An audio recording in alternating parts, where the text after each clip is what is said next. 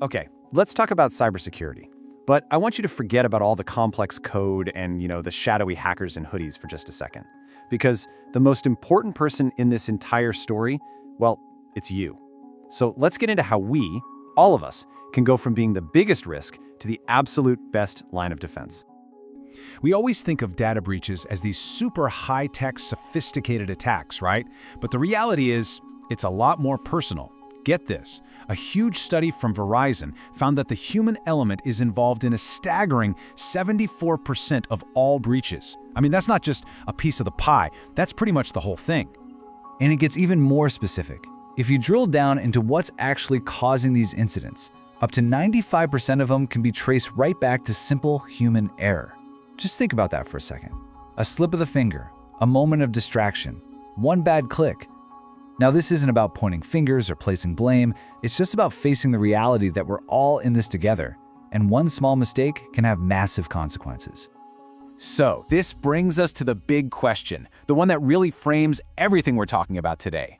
Are we, the people inside an organization, the biggest liability? Are we the weakest link? Or, with the right mindset and the right tools, can we flip the script and become the most powerful, most intelligent defense there is? Well, to answer that, we've got to understand what's really at stake here. A data breach isn't just some technical glitch that the IT department has to clean up. No way. The fallout from one of these things, it hits every single part of a business. Let's just start with the cold, hard cash. As of 2024, the average cost of a single data breach hit an all-time high of almost $5 million. And let me be clear, that's not for a whole year of incidents. That is for one breach. That's a 10% jump from just the year before, which shows you this problem is only getting more and more expensive. But honestly, that huge number, it's just the tip of the iceberg. The costs you can't see are often way more damaging in the long run. A breach destroys customer trust, it can tarnish a company's reputation for years, and then comes the flood of legal penalties and sanctions from regulators. The financial hit is one thing, but losing your good name, that's a whole different ballgame. And because the stakes are so ridiculously high, governments and industries all over the world have had to step in, which means that having proper security training isn't just a nice to have anymore. In a lot of cases, it's actually the law. Yeah, this isn't some friendly suggestion. We're talking about global requirements with serious teeth. You got GDPR in Europe, which can fine a company up to 4% of its global revenue. Then there's HIPAA in the US, protecting patient data, or the global PCI DSS standard for credit cards. The message is crystal clear no matter where you are. If you fail to train your people, you are gonna face some serious consequences. Okay, so if training is mandatory, the real question is, how do we make it, actually work? How do we stop it from being that annual check-the-box chore that everybody dreads and turn it into a practical toolkit that people actually want to use? It's really a clear choice. You've got the old way, those long, boring seminars once a year that are just designed to check a compliance box and, frankly, scare you. We've all sat through those, right?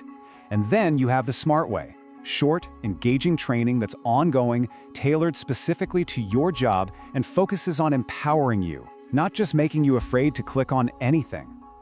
And building a program that actually works takes a real strategy. It all starts at the top, with leadership buy-in. Then you've got to tailor the content. I mean, what the accounting team needs is totally different from what the software developers need. You have to use engaging stuff like phishing simulations and quizzes. It has to be continuous, not a one-and-done thing. And you've got to measure how you're doing so you can keep getting better. It's a cycle, not a single event. And the payoff for getting this right, it's huge. Research shows that doing smart security awareness training isn't just the defensive move. It actually gives an organization a 72% chance of significantly reducing the business impact of an attack. I mean, think about that. For a pretty small investment, that is a massive return.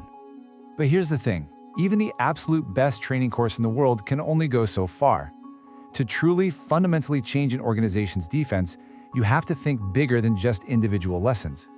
You have to build a collective, security-aware culture. I absolutely love this quote because it just cuts right to the heart of it. A real security culture isn't about what you do when you're in a training simulation. It's about the choices you and your coworkers make instinctively, every single day, especially when you think nobody's looking over your shoulder. So how do you build that? Well, it starts with leaders leading by example. It absolutely requires a no-blame environment where people feel safe to report a mistake without being afraid they'll be punished. And this is so important. It means you have to reward vigilance. You celebrate the employee who spots the fake email instead of only focusing on the person who accidentally clicked on it. And when you put it all together, that effective training plus a strong security culture, this is what you get. This is the goal. You create the human firewall. It's a workforce so in sync and so aware that it becomes an active, thinking, and adaptive layer of defense that technology, on its own, could never, ever replicate. So at the end of the day, the biggest takeaway is this. Every piece of security software, every encryption tool, it all has limits. But your awareness, your gut feeling about a weird email, your decision to immediately report a lost laptop, that vigilance, your vigilance, is the one security tool that an attacker just can't buy their way around. So it's pretty clear, right? The human element is absolutely central to cybersecurity. The only real question left is which side of the equation we're going to be on. The next time a sketchy email hits your inbox, remember, you're not just an employee, you're the gatekeeper. The choice is yours. Are you the crack in the armor, or are you the firewall?